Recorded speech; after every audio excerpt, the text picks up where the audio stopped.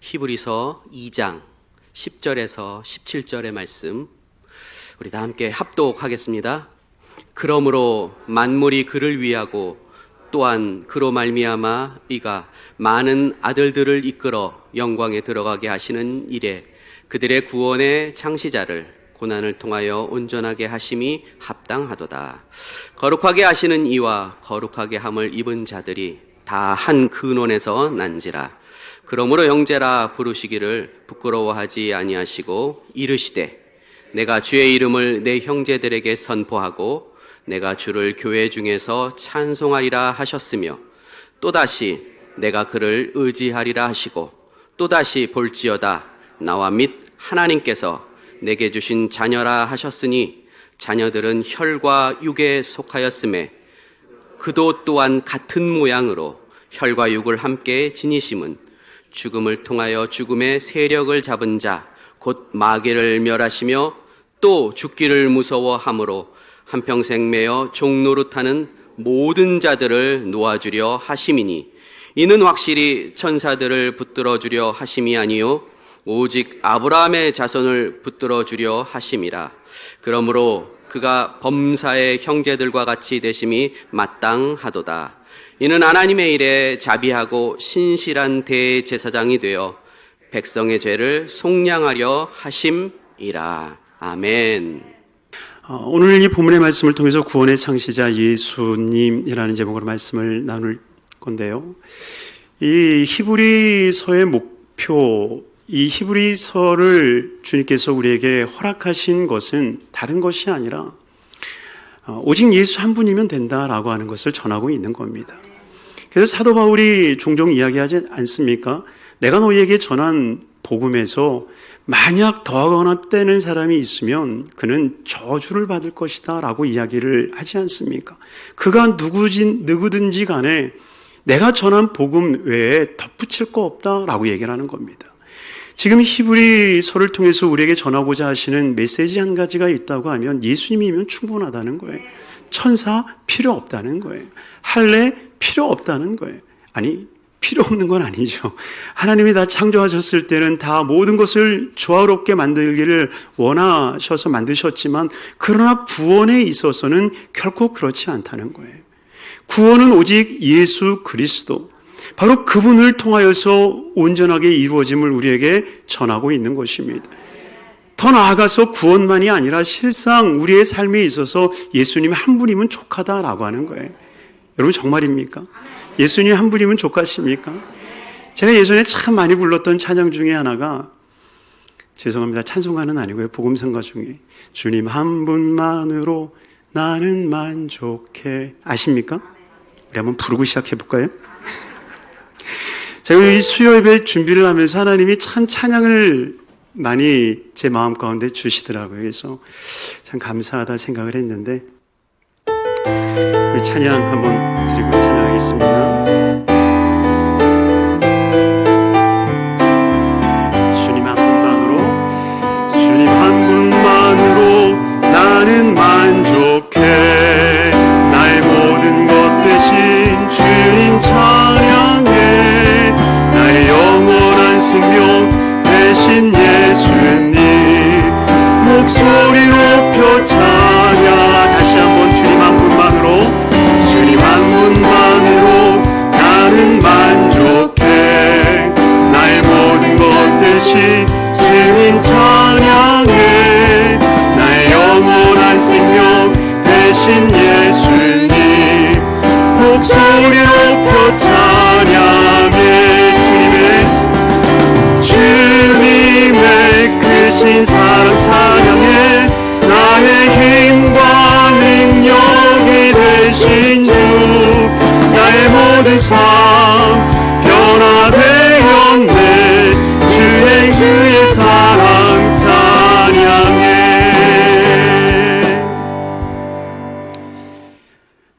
숨찹니다.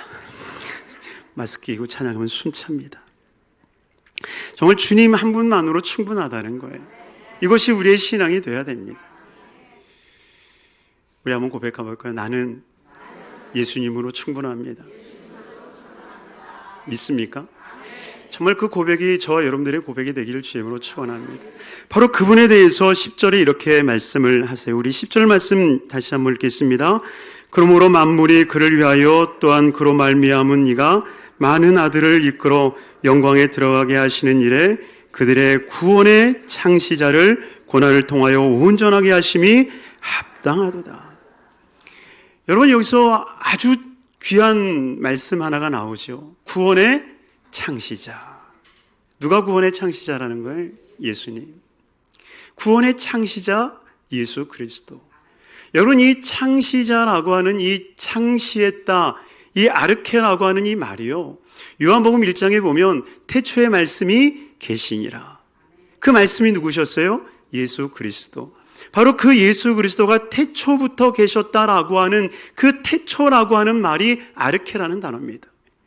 그래서 이 창시자가 됐다라고 하는 이 아르케노스라고 하는 이 단어를 통해서 예수 그리스도로 인하여서 구원은 이미 시작되었음을.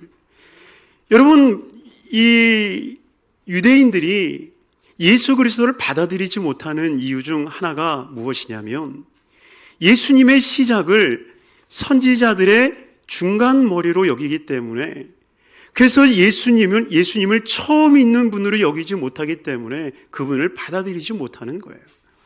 그러나 율법이 안 돼서 예수님을 보내신 것이 결코 아니라 구원은 처음부터 예수 그리스도로 인하여서 이루어졌음을 우리는 확신해야 됩니다. 아담과 하와가 타락하였을 때에 그들은 스스로 나무가지를 꺾어서 그들의 옷을 해 입었지만 하나님께서는 가죽 옷을 지어서 그들에게 입혀주셨다라고 말씀하지 않습니까?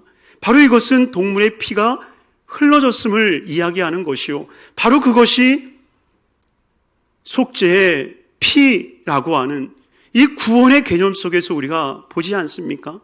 바로 그 피로 인한 구원의 놀라운 역사, 이 시작은 바로 예수 그리스도. 태초에 하나님이 천지를 창조하심과 같이 예수 그리스도로 인하여서 처음부터 구원이 시작되었음을 우리에게 말씀하고 계신다라고 하는 거예요. 그러니 구원은 다른 곳으로부터 오는 것이 아닙니다. 오직 예수 그리스도로, 예수 그리스도께서 죽으심과 그 부활하심을 통하여서 바로 저와 여러분들을 통하여서 정말 한 근원에서 나와서 저와 여러분들 같이 혈과 육의 모습으로 십자가에 달려 죽으심으로 말미암아 우리에게 놀라운 구원을 허락해 주셨다라고 하는 것입니다. 그러니 우리는 절대로 예수 그리스도 외에 구원이 있다라고 해서도 안 되고 그 구원에 덧붙이려 해서도 안 돼요. 여러분이 신앙생활에서 덧붙이지 않기를 바랍니다. 신앙생활은 뭔가를 덧붙이는 게 아니에요. 지금 이 히브리서가 기록되었을 만 하더라도요, 예수님 한 분으로는 좀 재미없다는 거예요. 예수님에 대해서 들을 만큼 들은 것 같으니까 뭐 새로운 거 없어? 좀 새로운 것 좀 내놔봐. 이러한 분위기 속에서 천사도 등장하는 거고요, 할례도 등장하는 거고요, 도덕과 선도 등장하기 시작한다는 것입니다. 그러나 결코 구원에 덧붙일 수 있는 것은 아무것도 없음을 기억하시길 바랍니다. 오직 예수, 구원의 창시자 예수 그리스도, 바로 그분으로 인하여서 온전한 구원이 저와 여러분들 가운데 이루어지기를 주님으로 축원합니다. 그렇다면 그 구원이 무엇이겠는가? 구원의 창시자를 통하여서 구원이 이루어진다고 말씀을 하시는데 그 구원의 모습이 과연 무엇인가? 그냥 구원 그러면 우리는 생각하기를 우리가 예수 이름 부르고 예수님 믿으면 내가 이제는 천국 들어가, 내가 티켓 하나 얻었어, 내가 이 티켓 하나만 갖고 있으면 나는 천국 들어가는 거 따놓은 당산이야, 이런 모습으로 있기 때문에 구원을 받은 이후에 예수 믿는 것이 시시한 거예요. 그러나 결코 그렇지 않습니다. 구원을 받았다라고 하는 결코 시시한 것이 아니고요, 우리가 이 세상 사는 동안에 신앙의 삶을 통해서 이루어야 할 그 구원의 모습은요, 얼마나 위대하고 높은지 모릅니다. 과연 그 구원, 예수 그리스도께서 주신 그 구원의 모습이 과연 어떤 것인가? 오늘 5가지의 모습이 이 11절로부터 시작하여서 17, 18절에 이르기까지 말씀을 전하고 있습니다. 그 말씀을 통해서 우리가 받은 구원이 과연 어떤 구원인가라고 하는 그 구원 중심으로 오늘 이 말씀을 좀 나누도록 하겠습니다. 첫 번째 11절 말씀 같이 읽겠습니다. 거룩하게 하시는 이와 거룩하게 함을 입은 자들이 다 한 근원에서 난지라. 그러므로 형제라 부르시기를 부끄러워하지 아니하시고. 아멘. 여러분, 첫 번째 구원이란 무엇이냐? 바로 하나님의 거룩이 우리 안에 흘러 들어오는 거예요. 한번 따라하겠습니다. 구원은 하나님의 거룩이 내게 흘러 들어오는 것입니다. 아멘. 아멘. 하나님의 구원이라고 하는 것은 하나님의 거룩함이 우리 안에 스며 들어오는 것. 그래서 하나님이 거룩하시듯이 우리도 거룩해지는 것. 그래서 그 거룩한 힘을 가지고 이 세상을 넉넉히 승리하며 살아갈 수 있는 것. 바로 이것이 구원임을 기억하시길 바랍니다. 그래서 구약 창세기로부터 시작해서 요한계시록에 이르기까지 계속해서 성도들을 향해서 하나님께서 말씀하시는 큰 주제 한 가지가 있다 한다면 그것은 거룩입니다. 내가 거룩하니 너희도 거룩하라. 왜냐하면 이 거룩은요, 세상을 넉넉히 이길 수 있는 힘이 있다라고 하는 거예요. 여러분, 거룩이 질병을 고칠 수 있음을 믿으십니까? 여러분이요, 거룩이 정말 악한 원수 마귀를 대적하여 이길 수 있음을 믿습니까? 거룩은요, 어떤 병도 어떤 세력도 이겨낼 수 있는 힘임을 우리는 기억해야 돼요. 예수님이 병들으신 적이 있었을까요? 없었을까요? 이렇게 물어보면 되게 헷갈려요. 33년 동안 예수님이 기침 한번 안 하셨을까? 궁금하시죠? 궁금하면 천국에 가서 꼭 물어보세요. 예수님 기침 한번 하신 적이 있으신가요? 그런데 분명한 사실은 성경에 예수님이 아팠다라고 한 번도 기록하고 있지 않아요. 예수님께서 한 번도 병드셨다고 말씀하지 않으세요. 병이 안 들어서 안 들었다고 하는 건지, 병이 들었음에도 불구하고 안 들었다고 든 얘기를 안 하신 건지 천국 가서 물어보시더라도 분명한 것은 성경에 예수님이 아프셨다는 말씀이 없으세요. 그러나 한 가지 말씀하시는 것이 있어요. 예수님은 거룩하시다. 저는 확신해요. 예수님의 그 거룩성이, 예수님이 가지고 있는 그 거룩성, 하나님의 그 거룩성이 예수 그리스도 안에 임재되어 있으니까 병마가 들어오다가도 도망하게 되어지고 악한 원수 마귀가 달려들다가도 그 거룩 앞에 물러가는 거예요. 마치 이것은 빛이 있을 때에 어두움이 근접할 수 없는 것처럼, 빛이 있으면 절대로 어두움이 근접할 수 없는 것처럼 예수 그리스도의 거룩함이라고 하는 것은 어떤 것도 범접할 수 없는, 오직 하나님과 교통되어지는 것 외에는 그 거룩함 앞에 범접할 수 없는, 근접할 수 없는 은혜가 있음을 기억하시길 바랍니다. 그래서 우리가 예수님같이 거룩해져야 되는 이유는요, 다른 건 아니에요. 여러분, 저 아픈 거 별로 올해 한 번 아팠어 내가.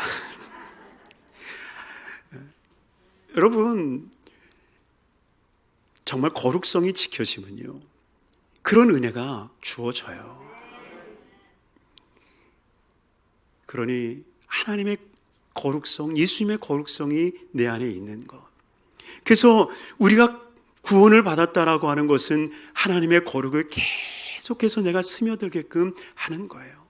주님께서 이 땅에 우리를 남겨두신 이유는 바로 그 거룩을 끊임없이 공급받게 하여 주셔서 우리로 완전한 은혜를 얻게 하시는 거죠. 그 거룩의 모습이 가장 잘 드러내고 있는 것이 이 마가복음 5장에 나와 있는 혈루증 여인의 모습입니다. 여러분, 혈루증 여인을 다 기억하시지 않습니까? 그 혈루증 여인이 예수님이 지나가실 때 그 옷을 잡아요. 여러분, 예수님의 옷자락을 잡았다라고 하는데 예수님의 그 옷자락이 뭘까요? 하나님의 이스라엘 백성들이 옷을 만들 때 가장 밑에 뭐를 달라고 그랬어요? 술을 달라고 말씀하셨죠. 그 술은 그 사람이 어떤 사람임을 지칭하는 거예요. 때로는 그 술이 그 사람의 신분을 나타내기도 했습니다. 그래서 제사장들이 다는 술이 다르고요. 랍비들이 다는 술이 다르고요. 달라요. 바로 그것은 그 사람을 상징하고 그 사람을 지칭하는 겁니다. 우리 한번 찾아볼까요? 민수기 15장.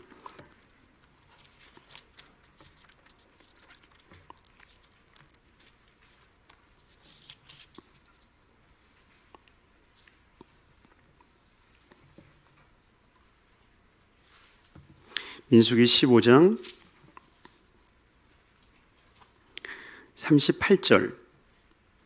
38절부터 쭉 한번 읽어보도록 하겠습니다. 민수기 15장 38절부터 읽습니다. 이스라엘 자손에게 명령하여 대대로 그들의 옷단술에 술을 만들고 청색끈을 그 위에 술에 더하라. 이 술은 너희가 보고 야훼의 모든 계명을 기억하여 준행하고 너희를 방종하게 하는 자신의 마음과 눈의 욕심을 따라 음행하지 않게 하기 위함이라. 그리하여 너희가 내 모든 계명을 기억하고 행하면 너희의 하나님 앞에 거룩하니라. 나는 야훼 너희 하나님이라. 나는 너희의 하나님이 되려고 너희를 애굽 땅에서 인도하여 내었느니라. 나는 야훼 너희의 하나님이라. 아멘. 여러분, 그 청색끈을 달라고 이야기를 합니다. 그리고 그 귀에 술을 달라고 이야기를 합니다. 그런데 그 술을 보면서 무엇을 기억하게 하는 거예요? 야훼의 말씀을 기억하는 거예요. 그 야훼의 말씀을 기억하면서 그것을 준행하고 방종하지 아니하고 음행하지 아니하게 하는 거죠. 그러므로 인하여서 결국 40절 맨 마지막에 뭐라고 나와 있습니까? 너희 하나님 앞에 거룩하니라. 그러니 그 술이라고 하는 것은 거룩을 상징하는 거예요. 그러니 예수님 옷자락에도 분명히 그 청색끈이 달렸을 것이요 그 앞에 술이 달렸을 것이며 그 술은 예수 그리스도의 거룩을 상징한다는 거예요. 그러니 그 거룩을 상징하는 예수님의 그 술을 여인이 잡았다라고 하는 거예요. 그런데 구약의 개념에서 더러운 사람이 죄인을 만지면 어떻게 됩니까? 부정한 사람이 되는 거예요. 부정한 사람이 누군가를 만지면 그 사람이 부정하게 되거든요.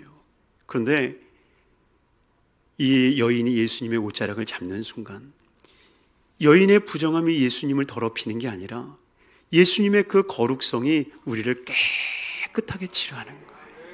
그래서 그 여인이 치료받는 거예요. 이 여인의 치료는요, 다른 데서 나오는 게 아니에요. 예수님의 거룩에서 나오는 거예요.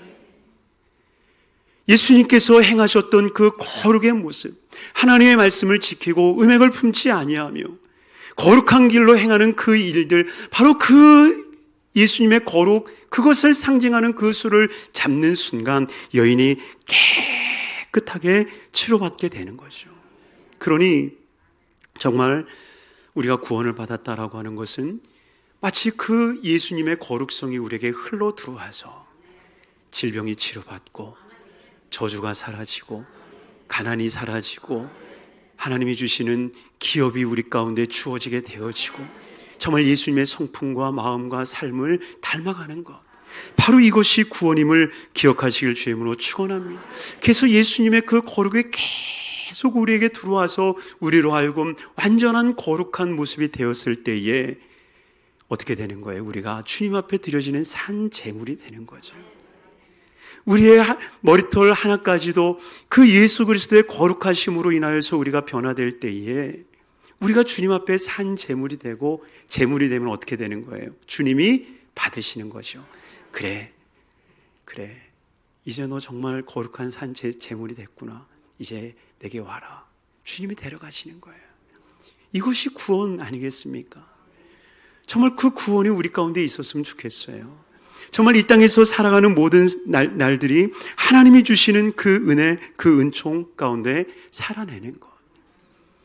그래서 예수님하고 똑같은 이 하나님의 유전자로 가득 채워지는 것. 할렐루야. 그래서 오늘 본문에 말씀하시는 것이 거룩하게 하시는 이 예수님이죠. 거룩하게 함을 입은 자, 우리죠. 다 한 근원에서 난지라. 그러므로 형제라 부르기를 부끄러워하지 아니하였다. 한 형제라는 거예요. 예수님이 우리를 향해서 형제라고 말씀하고 계신다라고 하는 거예요. 그리고 그것을 부끄러워하지 않는데요. 제가 얼마 전에 이야기를 듣다 보니까 이 요즘 애들이요 얼마나 웃긴 놈들인지 이렇게 이렇게 오해하지 말고는 들으시길 바랍니다. 요즘 늦둥이를 낳으면요 이놈들이 부모님이 학교 오는 걸 별로 안 좋아한대.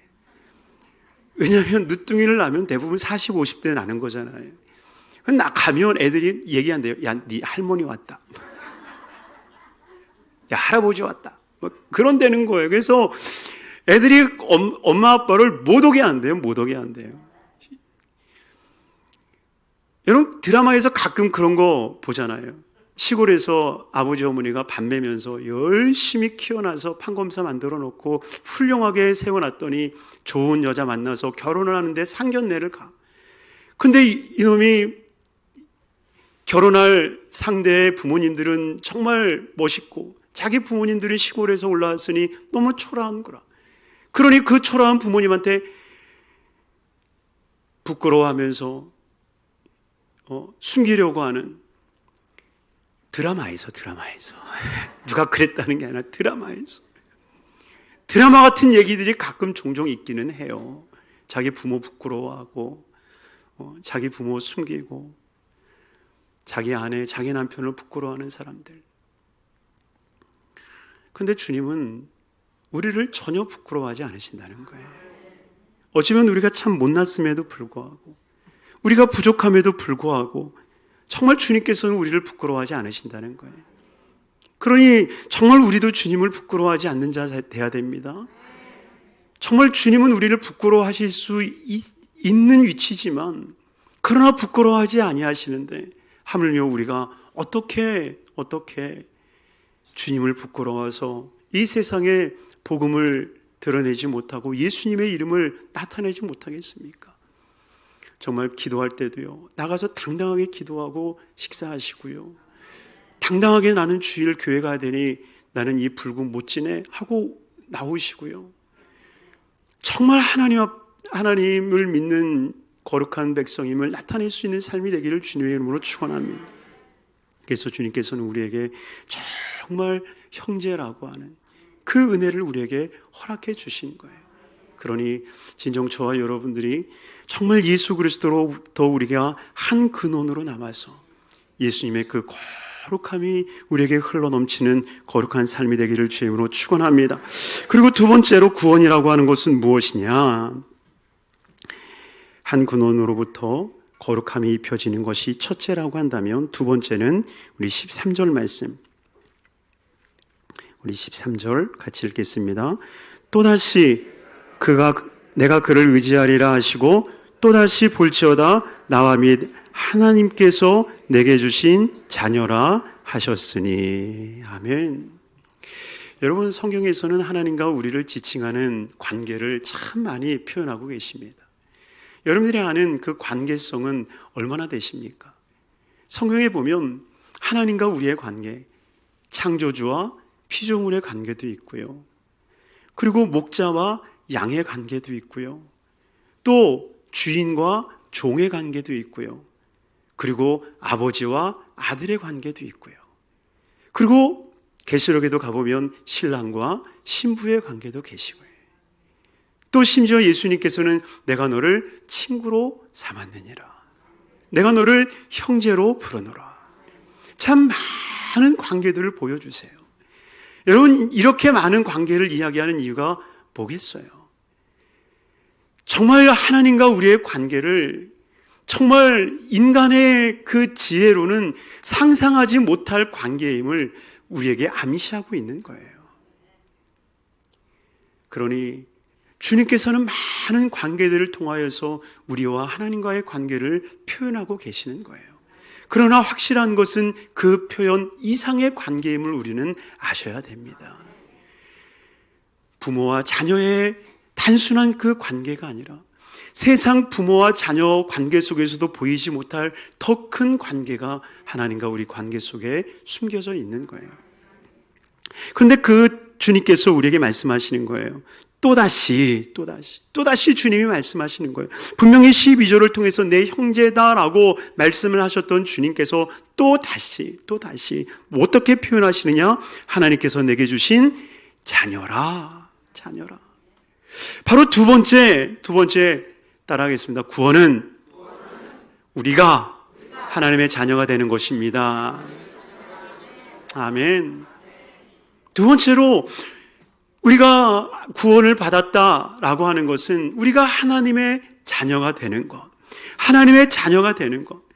그래서 좀 전에 이야기했던 이 혈루증 여인의 이야기 속에서 무엇을 이야기합니까?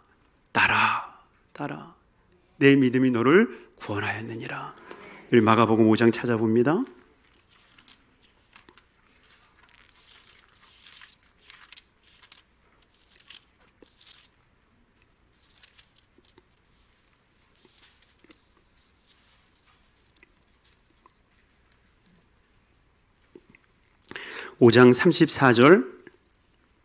마가복음 5장 34절, 이 여인이 고침을 받고 난 다음에 예수님이 하신 말씀이죠. 같이 읽습니다. 예수께서 이르시되 따라 내 믿음이 너를 구원하였으니 평안히 가라. 내 병에서 놓여 건강할지어다. 아멘. 여러분, 그 예수 그리스도의 거룩하심이 그 여인에게 들어가게 되어지고 그 거룩하심을 통하여서 그의 병든 것이 회복되어지고 병든 마음이 회복되어지고 정말 그 예전 모습은 사라지고 새로운 삶으로의 변화가 일어났을 때에 주님이 그에게 하신 말씀이 뭐예요? 따라.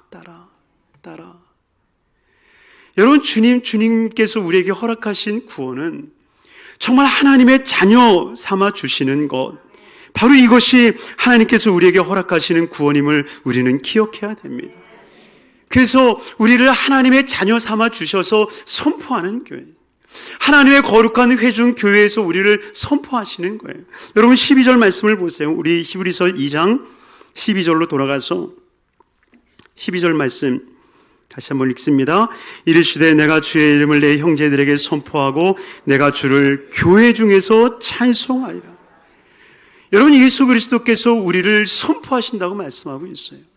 하나님의 이름을 높이며 그리고 형제된 우리를, 자매된 우리를 그 회중 가운데서, 교회 가운데서 높여 찬양한다라고 주님은 고백하고 계신다라고 하는 거예요.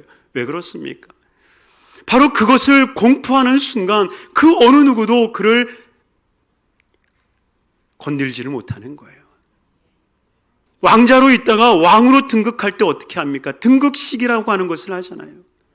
왕의 등극식에서 이제 그는 나의 아들이고 이 나라의 왕이다 선포하지 않습니까?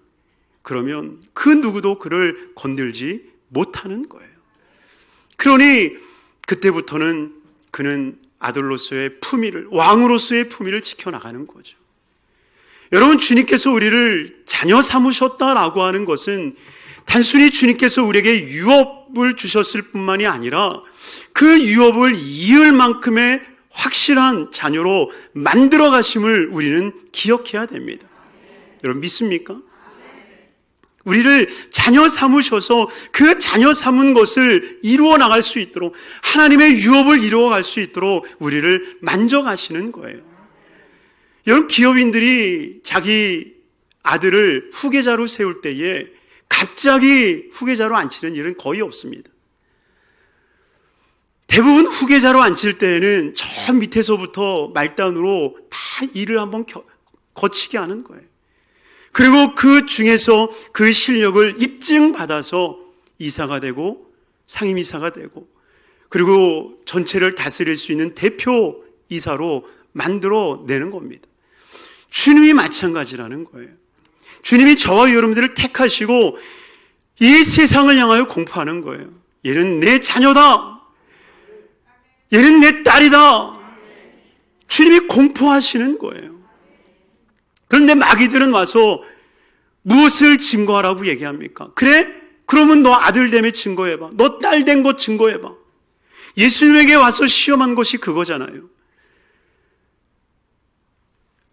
진짜 아들이면 뛰어내려봐. 진짜 아들이면 이 돌들을 떡덩이가 되게 해봐. 증거해보라는 거예요. 여러분 구원 받으셨습니까? 말이 떨리네. 구원 받으셨습니까? 정말 하나님의 자녀 됐습니까? 자녀됨의 증거를 보여주십시오. 여러분들은 무엇을 보여주실랍니까? 여러분이요, 반드시 마귀들은 우리가 하나님 자녀됨의 증거를 찾고 우리 스스로 무너뜨릴 때가 참 많아요. 오늘 아침에 목사님도 설교하시면서 그런 얘기 하시더라고요. 내가 내 자신을 보면 정말 마귀들이 네가 목회자야 웃기는 소리 하지 마 라고 한다는데, 여러분 진짜 그래요. 우리가 얼마나 연약하고 부족하고 나약합니까? 그러니 끊임없이 증거받기를 원하는 게 세상이에요. 그리고 정말 그 자녀됨의 증거를 나타나기를 원하시는 거죠. 예수 그리스도께서 진정 하나님의 아들이요, 정말 하나님의 거룩한 사자가 되어 구원자로 이 땅에 오셨음을 무엇으로 입증하여 주셨습니까? 십자가로 입증하시는 거잖아요. 예수 그리스도께서 십자가에 달리심으로 말미암아 입증하여 주시는 거예요. 과연 우리는 무엇으로 하나님의 자녀됨을 입증할 수 있을까요? 정말 우리는 예수 그리스도로 인하여서 정말 그 자녀된, 정말 우리 60억 개의 모든 세포, 우리 DNA 하나하나까지 하나님의 그 거룩성으로 가득 차게 되어지는 것. 그래서 정말 우리의 머리끝부터 발끝까지 예수 그리스도의 거룩한 모습으로 온전하여지고 순전하여지는 것. 14K가 아니라 18K가 아니라 24K, 99.99% 포나인 골드 순전한 이 모습이 되어지기까지 우리는 정말 하나님 앞에 변화되어지는 모습이 되어야 된다. 지난주에 시간이 없어서 말씀을 다 나누지 못했지만 여러분 6절 말씀을 한번 돌아가서 한번 볼까요? 6절, 7절 말씀 같이 한번 읽겠습니다. 그러나 누구인가가 어디서 증언하여 이르되 사람이 무엇이기에 주께서 그를 생각하시며 인자가 무엇이기에 주께서 그를 돌아보시나이까. 그를 잠시 동안 천사보다 못하게 하시며 영광과 존귀로 관을 씌우시며. 여러분 이 말씀이 어디서 나오던가요? 시편 8편에 나오죠. 우리 한번 찾아보겠습니다. 최덕신 씨가 쓴 시편 8편의 찬양도 참 좋아요. 여호와 우리 주여 주의 이름이 어찌 그리 선하고 아름다운지요. 이 찬양도 부르려다가 제가 그냥 넘어갑니다. 4절 말씀 보세요. 시편 8편 4절 말씀 같이 읽습니다. 사람이 무엇이기에 주께서 그를 생각하시며 인자가 무엇이기에 주께서 그를 돌보시나이까. 그를 하나님보다 조금 못하게 하시고 영광과 존귀로 관을 씌우셨나이까. 주의 손으로 만드신 것을 다스리게 하시고 만물을 그의 발 아래 두셨으니 곧 모든 소와 양과 들짐승이며 공중의 새와 바다의 물고기와 바닷길에 다니는 것이니이다. 아멘. 여러분 얼마나 멋져요. 정말 여호와 하나님 너무나도 멋져요. 그러면서 9절에 나오잖아요. 여호와 우리 주여 주의 이름이 온 땅에 어찌 그리 아름다우신지요.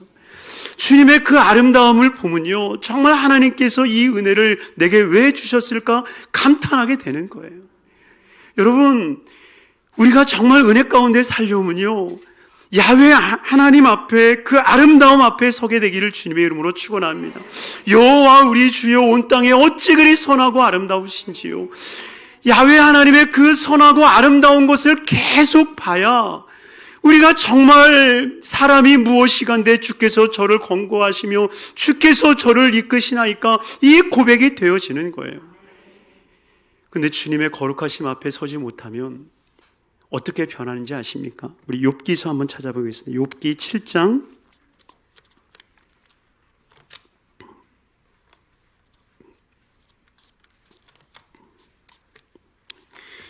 욥기 시편 앞에 있습니다. 시편은 어디냐고요? 잠언 앞에 있습니다. 욥기 7장 17절 말씀입니다.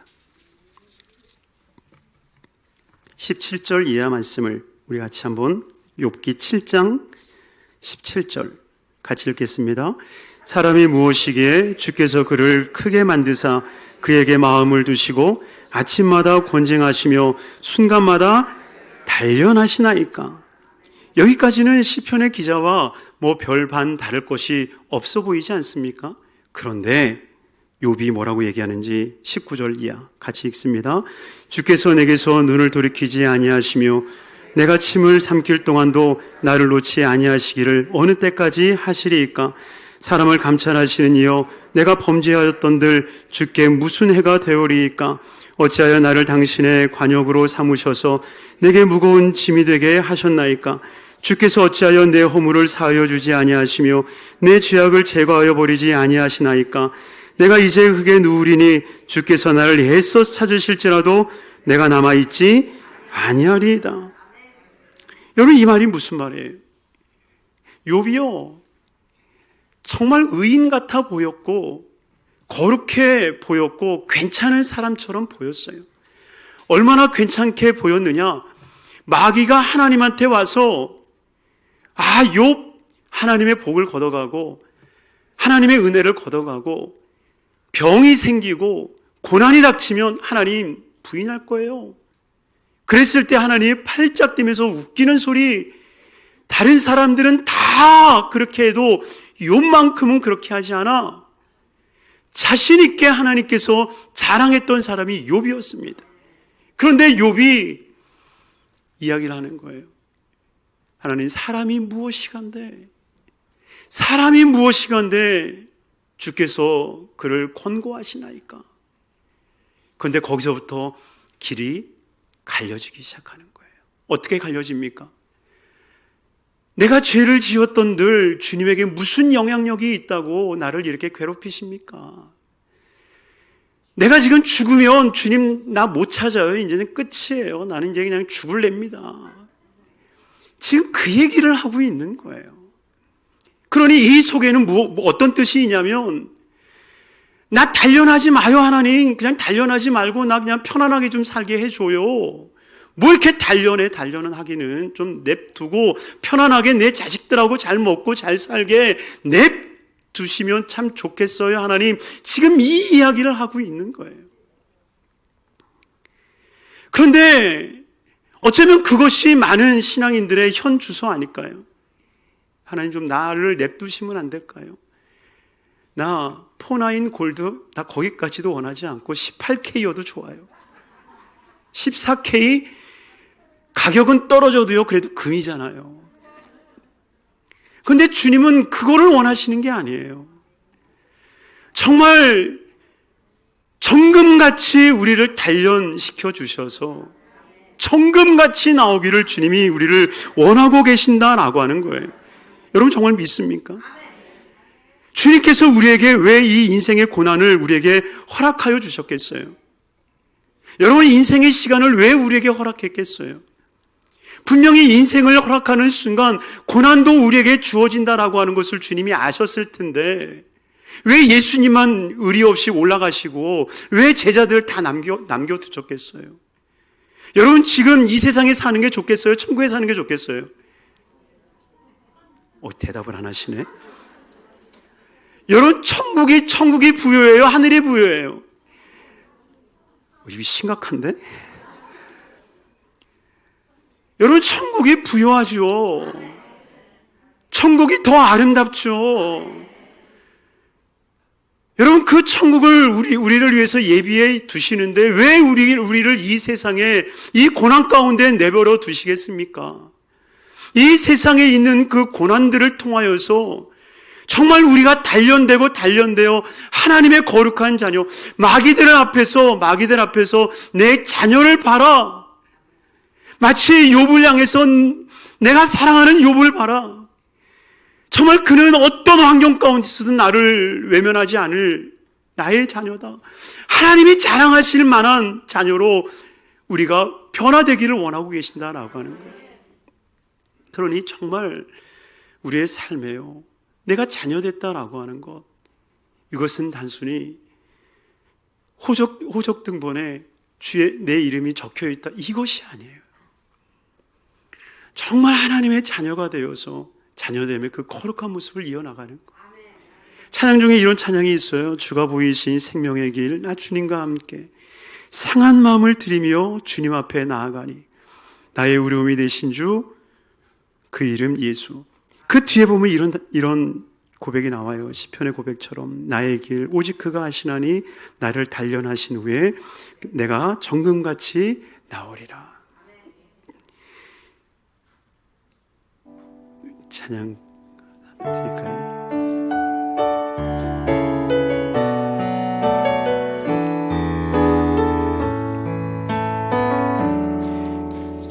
보이신 생명의 길 나 주님과 함께 상한 마음을 들이며 주님 앞에 나가니 나의 의로움이 되신 주 그 이름 예수 나의 길이 되신 이 이름 예수 오직 그가 하시나니 나를 단련하신 후에 내가 정금같이 나오리라. 나의 길 오직 그가 하시나니 나의 길 오직 그가 하시나니 나를 단련하신 후에 내가 정금같이 나오리라. 아멘. 이것이 하나님의 거룩한 자녀입니다. 바로 이것이 하나님의 거룩한 자녀. 정금같이 나오는 것. 그 은혜가 저와 여러분들에게 있기를 바랍니다. 세 번째입니다. 14절.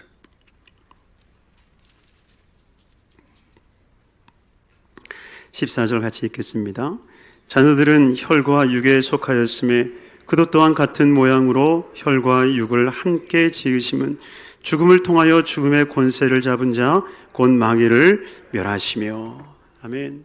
여러분, 세 번째, 구원의 세 번째는 무엇이냐? 바로 마귀의 세력을 멸하시는 것. 따라하겠습니다. 구원은 마귀의 세력을 멸하는 것입니다. 여러분, 이것이 바로 구원의 세 번째 역사라고 하는 거예요. 그러나 여러분 아셔야 될 것이 마귀를 멸한다라고 하는 이 말이 소멸의 개념이 아닙니다. 이 멸한다라고 하는 것은 소멸의 개념이 아니라, 그래서 예수님께서 십자가 달리심으로 말미암아 마귀의 모든 세력을 멸하셨다라고 했었을 때에 예수님이 십자가 달리는 순간 하늘에서 뭐 기관단총이 두두두두두두 해가지고 이 마귀들한테 그냥 탁 총 맞고 이제 나는 간다 뭐 이러면서 쓰러진 것, 이것을 얘기하는 게 아니에요. 바로 그것은 주님께서 마귀의 권세를 무력화했다라고 하는 뜻이에요. 마치 여러분 예전에 여의도 광장에 비행기장이 있었던 거 기억하시죠? 아마 여의도 광장을 좀 기억하시는 분들은 아실 거예요. 제가 70년대 여의도에서 놀던 때가 있었는데 그때 여의도 광장에 보면 비행기들이 이렇게 있었어요. 근데 그 비행기들은 날지를 못합니다. 전시장의 비행기들은 엔진이 없기 때문에 날지를 못하는 거죠. 여러분, 동물들 박제하는 것을 종종 보지 않습니까? 동물들 박제해 놓은 거 보면 사실 뭐예요? 모양은 똑같아요. 정말 소름 끼칠 만큼 똑같이 이 가죽을 벗겨서 만들어 놓습니다. 그러나 살아있지는 않죠. 어쩌면 주님께서 그 무력화하셨다라고 하는 것이 그거예요. 분명히 마귀의 외적 모습은 분명히 있습니다. 하나님이 영혼이시듯 마귀도 영적인 존재예요. 영은 소멸되지 않는 겁니다. 아멘. 영은 소멸되지 않는 거예요. 그렇기 때문에 하나님이 영원하실 수 있고 마귀도 영이기 때문에 영원한 거예요. 영원한 존재인 거예요. 마귀는 소멸되지 않습니다. 단 하나님께서 모든 세계를 멸하실 때에 이 마귀들을 어디에다 집어넣습니까? 무적에게 집어넣어서 거기를 인도함으로 말미암아 다시는 그 세력이 이 땅을 뒤덮지 못하도록 주님께서 막아버리시는 거죠. 그러니 우리가 예수 그리스도로 말미암아 영원한 생명을 얻되 천국에서 영원한 생명을 얻는 것이고요. 예수를 믿지 않는 사람들은 지옥불에서 영원한 형벌 가운데 살아가게 된다는 것입니다. 그러니 이 멸한다라고 하는 이 말은 소멸이 아니라 무력화시키는 거예요. 몽골에서 이 몽골 사람들은요, 한 선교를 다녀왔던 선교사님이 그 이야기를 해주는데 처음에 갔는데 이따만한 개가 천막 앞에 이렇게 있더래요. 무서워서 화장실을 못 가는 거예요. 그랬더니 사람들한테 이 개 좀 붙잡아 주세요 라고 했더니 이 몽골 사람들은 어떻게 하느냐, 개 한쪽 다리를 이렇게 딱 접어서 묶어버린대요. 그러니 개는 네 발로 다녀야 되는데 한쪽 발을 딱 묶어버리니까 세 발로 걸으면 어떻겠어요? 그러니 개가 얼마나 빨라요. 사람이 아무리 뛰어도 개보다 빠르지 못하잖아요. 그러니까 아무리 도망치려도 안 되는데 딱 한 발을 묶으니까 사람이 걸어가는 속도보다도 느린 거예요. 그러면서 이거를 딱 묶어놓고 하는 말이 다녀오세요. 다녀오세요. 그래도 무서워서 못 가는 거예요. 왜? 아유, 저거 풀려가지고 날 물면 어떻게 하지? 근데 몽골 사람들은 그게 아니에요. 그래서 몽골은 감옥이 따로 없답니다. 왜냐? 도망쳐봤자 그 광야에서 하루길 이틀길 가봤자 우리가 쫓아가서 잡아올 수 있다는 것을 알기 때문에 감옥이라는 게 없다는 거예요. 무력화죠. 주님께서 마귀의 세력을 멸했다라고 하는 것이 바로 이런 무력화인 거예요. 그들은 분명히 공중권세 잡은 자 같아요. 그러나 공중권세 잡은 자 같으나 그 어떤 것들도 우리에게 대항할 수 없는, 그래서 주님은 우리에게 마귀의 세력을 멸하여 주시는 거예요. 저와 여러분들의 삶에 마귀들이 득실득실하면서 우리를 연약하게 하고 아프게 하고 괴롭게 하고 질투하게 하고 싸우게 하고 미움을 갖게 하고 시기하게 하고 질투하게 하는 그 모든 것들을 주님이 멸하여 주시는 거예요.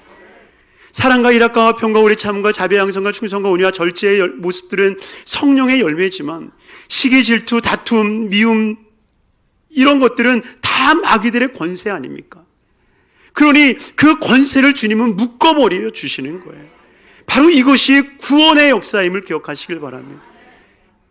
그렇기 때문에 우리는 소극적인 모습에서 마귀를 멸하는 것은 마귀를 예수님께서 멸하신 십자가를 통해서 예수 그리스도가 우리를 대신하여 마귀를 멸하신 사건이요, 또 적극적으로 우리가 마귀를 내어쫓는 사건을 통해서 우리의 구원의 완성되어짐이 이루어지기 시작하는 거예요.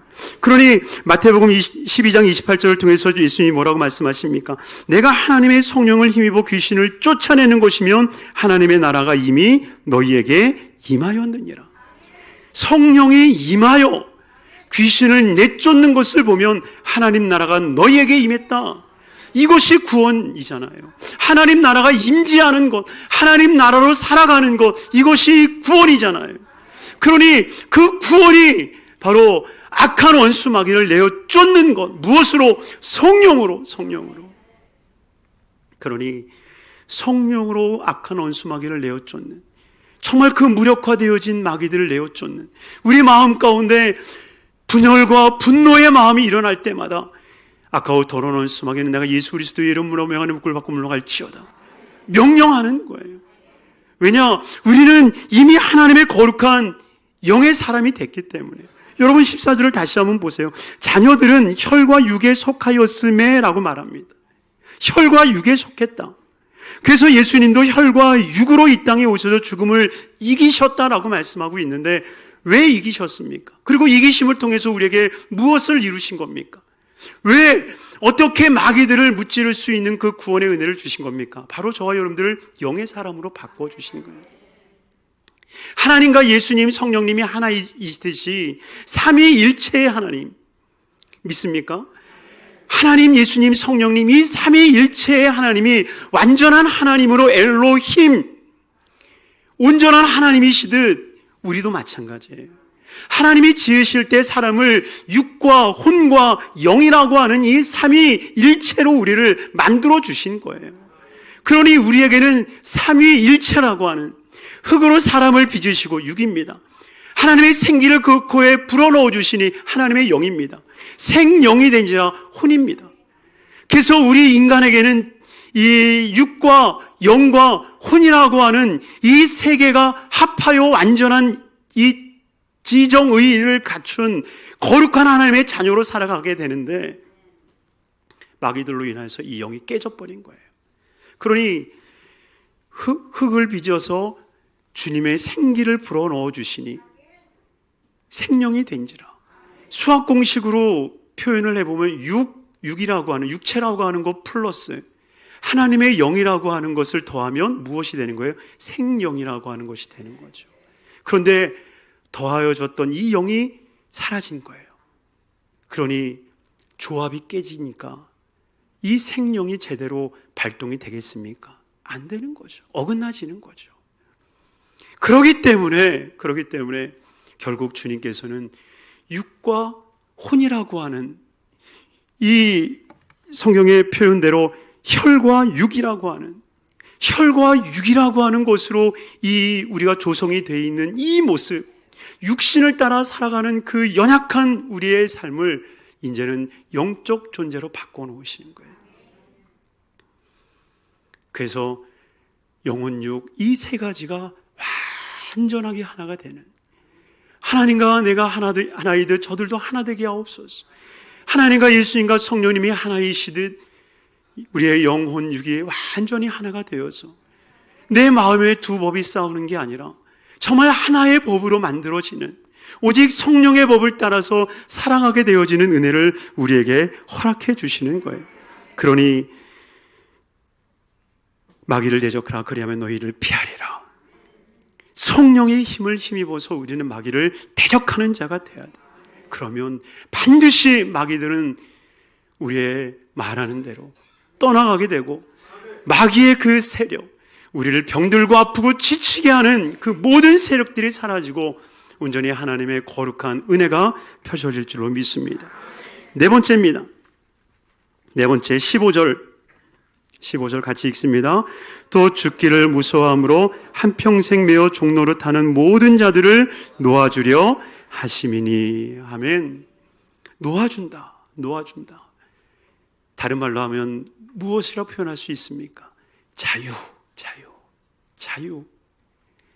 바로 구원이라고 하는 네 번째 모습이 무엇이냐? 바로 우리를 자유케 하시는 거예요. 따라하겠습니다. 구원은 우리를 자유케 하는 것입니다. 할렐루야. 구원이라고 하는 것은 자유로운 거예요. 매여 있지만 매여 있지 아니하는 것. 여러분, 이 표현이 무슨 표현인지 아시지 않습니까? 사람이라고 하는 것은요, 소속감이 없이는 살아갈 수 없는 존재예요. 그러니 세상에는 두 종류의 사람이 있습니다. 하나님에게 속한 사람, 마귀에게 속한 사람. 자신의 영혼은 자유롭다, 나는 아무한테도 속하지 않았다 라고, 나는 무신론이다 라고 이야기하는 사람들이 있지만, 여러분이요, 무신론이라는 자체가 벌써 마귀에게 소속되어 있음을 깨달아야 됩니다. 그래서 정말 내가 하나님의 자녀다라고 하는 그 인식 속에 살아가는 사람과 그렇지 못한 사람으로 구별이 되어진다라고 하는 거예요. 그러니 반드시 소속이 돼야 되는데, 왜?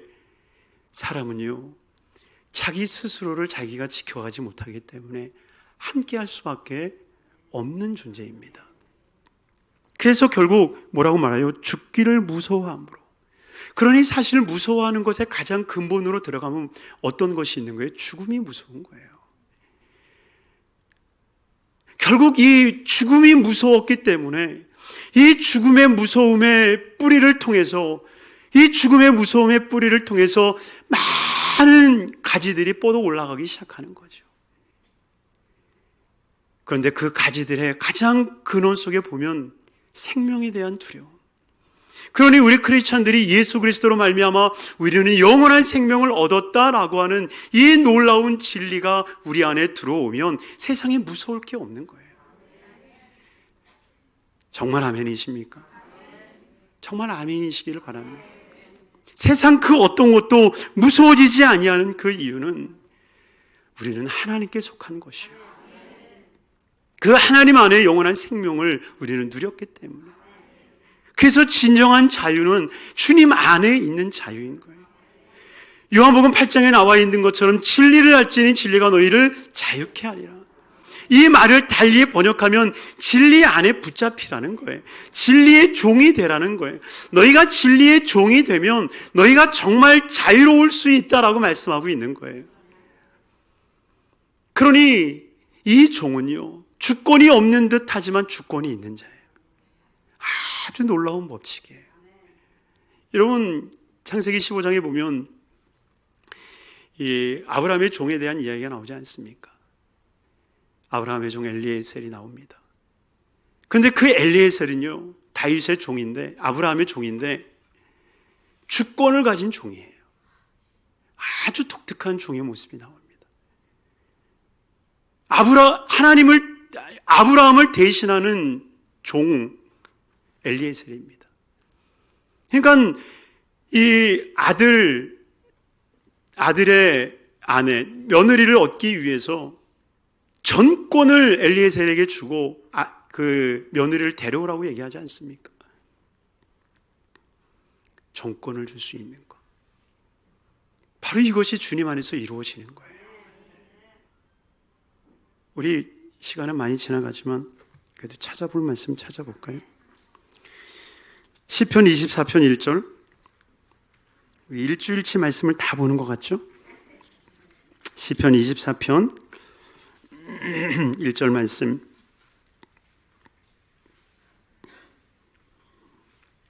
시편 24편 1절 읽겠습니다. 땅과 거기에 충만한 것과 세계와 그 가운데 사는 자들은 다 야훼의 것이로다. 땅과 그 가운데 모든 것이 누구 것이라고요? 누구의 것? 야훼 것. 분명히 하나님 것이라고 말합니다. 그런데 시편 115편 16절.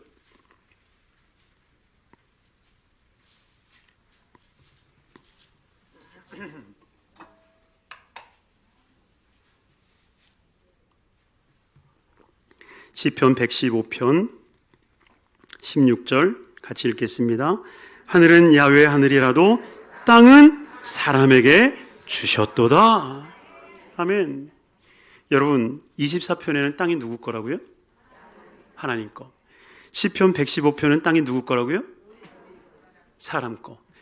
어떤 것이 맞을까요? 다 맞아요. 역시 성북교회 성도님 다 맞아요.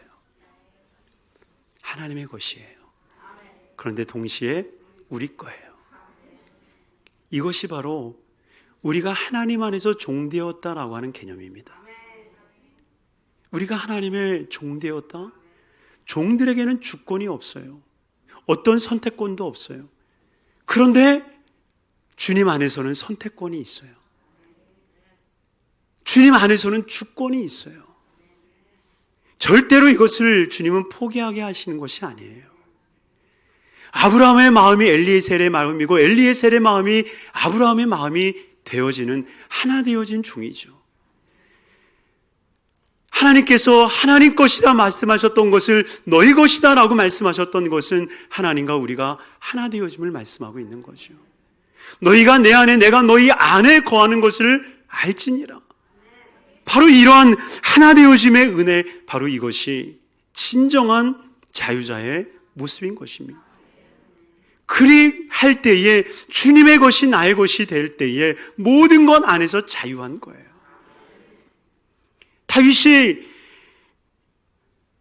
제사장밖에 먹지 못할 진설병을 먹었을 때에 예수님 뭐라고 말씀하십니까? 하나님의 그 성전 안에서는 율법의 범함도 범함이 아니니라. 이 말씀 기억하시죠? 예수님 안에서는 모든 법이 통하지를 않는 거예요. 은혜의 법밖에 없는 거예요. 그러니 우리가 예수 안에 있고 예수의 종이 됐다라고 하는 것을 통해서 우리가 진정한 자유자의 몸, 그러니 흑암의 권세에서 하나님 나라로 옮겨지는 이 거룩한 축복이 우리 모두에게 임하게 된 것임을 말씀하는 겁니다. 그러니 정말 주님 안에서의 이 거룩한 은혜, 자유자의 은혜가 있기를 바랍니다. 마지막 5번째입니다. 마지막 5번째, 구원이란 무엇인가? 17절 말씀 같이 읽도록 하겠습니다. 히브리서입니다. 히브리서 2장 17절 같이 읽습니다. 그러므로 그가 범사의 형제들과 같이 되심이 마땅하도다. 이는 하나님의 일에 자비하고 신실한 대제사장이 되어 백성의 죄를 속량하려 하심이라. 아멘. 마지막, 구원이라 하는 것이 무엇이냐? 백성의 죄를 속량하여 주는 것. 한번 더 하겠습니다. 구원은 우리의 죄가 속량되는 것입니다. 근데 여러분, 이 속량되었다라고 하는 이 말이요, 죄 사함을 받았다라는 말과 조금 다릅니다. 여러분, 죄가 사하여졌다라는 표현이 성경에 등장을 하고요, 속량받았다라고 하는 표현이 있잖아요. 두 단어의 개념은 달라요. 사해졌다라고 하는 것은 용서의 개념이에요. 속량받았다라고 하는 것은 화해의 개념이에요. 속량은 야, 그래, 내가 너 용서했으니까 가버려, 이게 사하는 것이라고 한다면, 우리를 속량하셨다라고 하는 거 무엇이냐? 그래, 너 죄 다 이제 없던 걸로 할게. 일로 와. 다시 나랑 같이 가자. 일로 와. 이게 속량인 거예요. 주님이 우리를 속량하셨다라고 하는 것은 바로 우리의 주님께서 우리에게 베풀어 주신 그 구원을 통해서 나와 주님이 벗이 되어지는 것. 하나님과 내가 아빠와 아들이 되어지는 것. 딸이라고 안 하니까 아멘을 안 하시네. 아버지와 딸이 되는 것. 여러분이요, 바로 그 은혜의 모습으로 주님께서 우리를 회복시켜 주시는 거예요. 그런데 누가? 보니까 자비하고 신실한 대제사장이. 여러분, 그 전에 있었던 구약의 제사장들 앞에는 자비하고 신실하다는 말이 붙지 않습니다. 구약의 제사장들에게는 자비롭다, 신실하다라는 말이 붙지 않아요. 그런데 오직 예수님에게만 자비롭고 신실하다라고 하는 말이 붙는데, 이 자비롭다라고 하는 것은 뭔지 아십니까? 여기서 말씀하고 있는 자비롭다라고 하는 것은 죄인을 이해할 뿐만이 아니라 그 죄에 대해서 긍휼함을 가질 수 있는 것. 정말 그 동질성 속에서 동질감을 가지면서, 그래, 나도 그럴 수 있는 연약한 사람이었는데, 이 마음을 가질 수 있는 마음, 바로 이것이 자비롭고 신실한 대제사장이라는 거예요. 마지막으로 사무엘하 12장을 보고 마치도록 하겠습니다. 사무엘하 12장에 보면요, 이 다윗이 우리아의 아내 밧세바를 범하고 난 다음에 이야기가 나옵니다. 그 사무엘하 12장에 보면 나단이 와서 다윗에게 이야기를 합니다. 뭐라고 이야기하느냐? 저도 얼마 전에 성경을 바꿔서 성경책이 잘 안 펴집니다.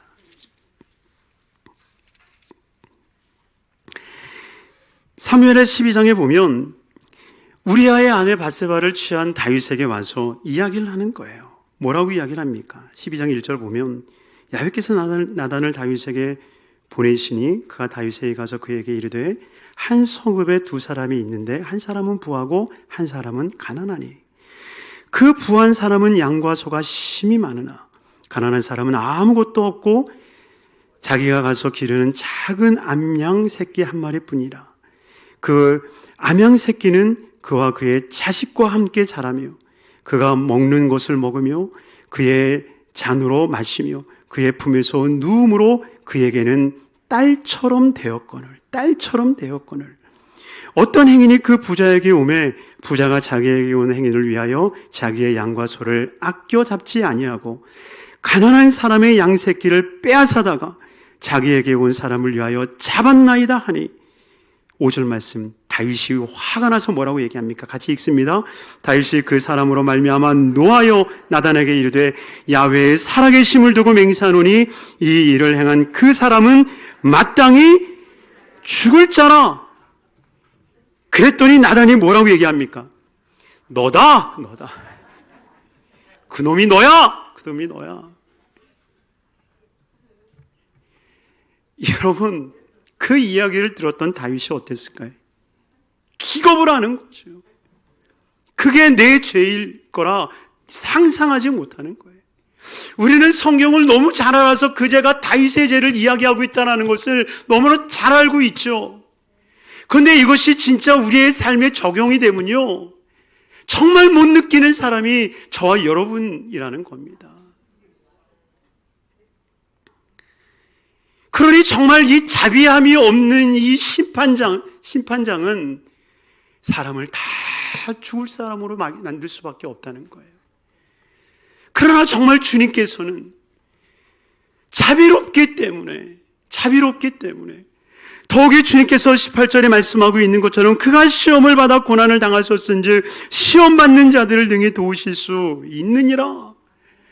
바로 주님께서는 우리의 연약함을 아시고 우리의 나약함을 아시고 우리의 부족함을 아시기 때문에 우리가 죄를 범하고 우리가 실수하고 넘어지고 자빠져도 우리를 이해하시고 건져주시고 우리를 이끌어 주신다라고 하는 거예요. 이것이 하나님의 구원이요 은혜인 줄로 믿습니다. 그러니 정말 우리가 하나님과의 관계가 회복되어지는 것, 주님께서 이 모든 죄를 속량하여 주시고 정말 정령 야훼 앞에 죽을 자라라고 얘기했던 바로 내 자신을 살려주신 예수 그리스도의 거룩한 은혜로 회복이 되어지는 것.